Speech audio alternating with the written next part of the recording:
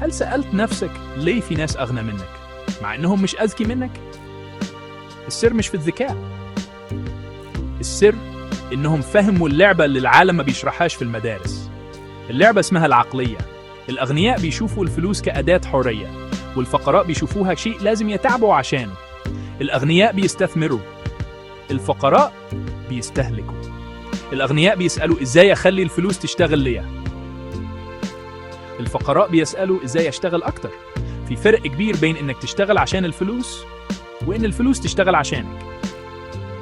أول خطوة تبدأ بيها النهاردة، فكر زي الغني حتى لو جيبك فاضي، لأن كل غني كان في يوم زيك بالظبط، بس هو اختار يغير طريقة التفكير قبل ما يغير حساب البنك.